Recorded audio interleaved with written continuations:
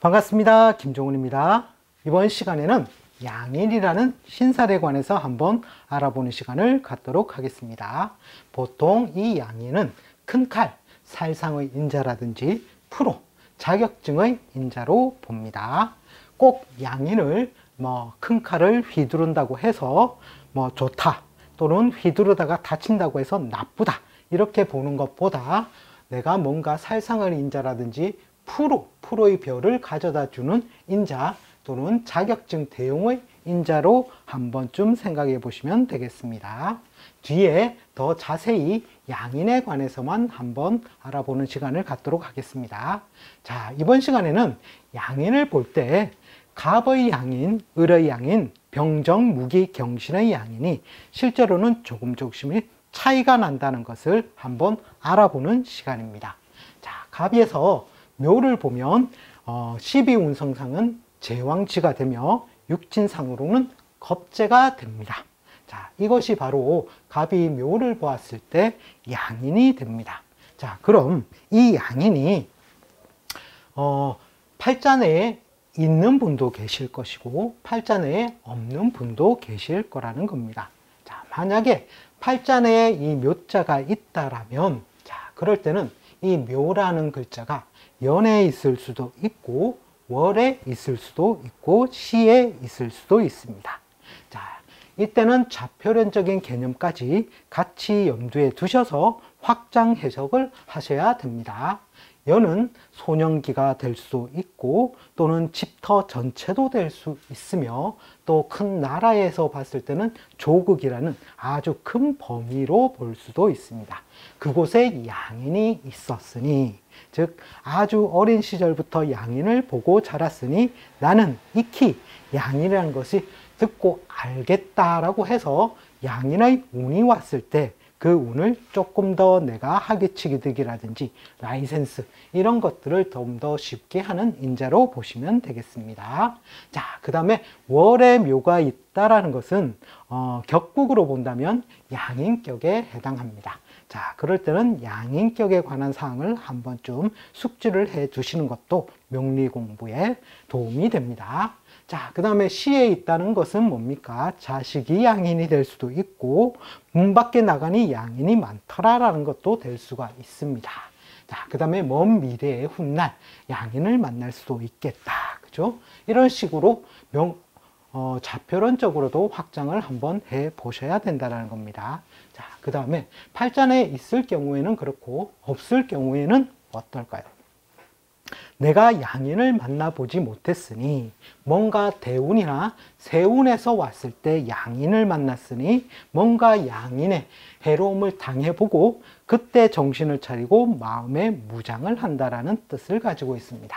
즉 정신무장을 한다라는 뜻으로 보셔도 좋다라는 겁니다.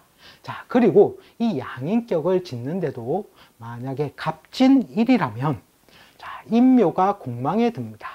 즉 겁재가 공망에 드니 이때는 양인격이라도 급이 떨어지는 양인격이 될 수 있다라는 겁니다. 그리고 양인이라도 그게 그 해로움이 그렇게 크지 않을 수도 있다라는 것입니다. 자, 그리고 그것만 볼 게 아니라 이 묘의 위치에서 다른 천간들의 상황은 또 어떤지도 비교 관찰을 해 보셔야 된다라는 겁니다. 자, 을겁재는 록, 망신살에 해당하는 위치에 있고 병은 식신의 별이 되는데 식신은 연살이면서 목욕지에 해당합니다. 뭔가 내 식상을 뭔가 이 사람들의 시선 집중을 받을 수 있는 인자가 되겠죠. 그 다음에 상관인 정은 병지에 들게 되고 그건 또 12신살로 역마가 됩니다. 그 다음에 무는 목욕이라고 하고 기는 병지라고 하는데 자, 요 무기의 12운성은 이걸 100% 논하기가 어렵습니다. 한 번쯤 이런 생각을 해보셨는지 모르겠지만 갑, 을, 병, 정, 무가 있을 때 자, 예를 들어서 병이 인에서 장생을 한다면 무는 한 칸, 두 칸 뒤에 있는 글자입니다. 자, 이 두 칸 뒤에 있는 글자가 어떻게 병과 똑같이 인에서 장생을 할 수 있을까요? 그래서 참조는 하시되 그대로 12운성을 다 적용하는 것은 제가 보는 관점에서는 조금 타당하지 않다라고 생각하고 있습니다. 자, 그럼 기도 마찬가지죠. 정 다음에 두 칸 뒤에 기가 됩니다. 자, 그럼 지지에서 보면은 오, 미 해서 오를 첨가로 두면 정이 되고 미를 첨가하면 기가 됩니다. 자, 이때에도 한 칸의 차이가 있다는 것입니다. 자, 그럴 때 어떻게 기가 유에서 장생, 즉 정에서 장생하는 것과 같이 해석을 할 수 있겠느냐는 겁니다.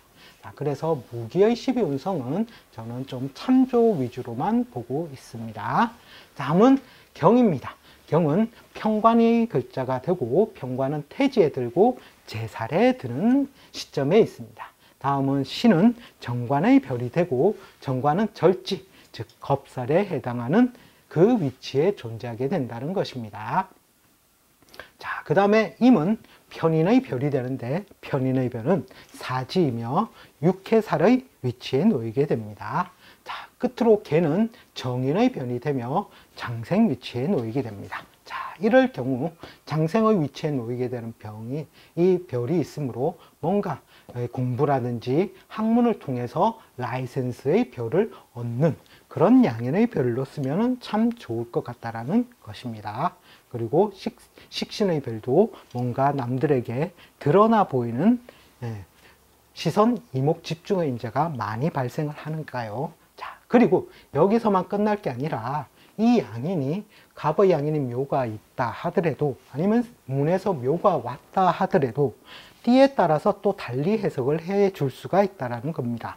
자, 인호술생의 띠에서는 이 묘가, 이 양인이 연살 도화에 듭니다. 즉 팔자에 있다면 연살 도화살, 즉 시선을 모으는 시선 집중의 인자로 작용할 수가 있고 또 소모 지출의 인자가 발생하기도 합니다. 내가 남들에게 시선을 끌기 위해서 화장을 한다든지 이렇게 했을 때 어떻습니까? 소모 지출을 해야 되겠죠.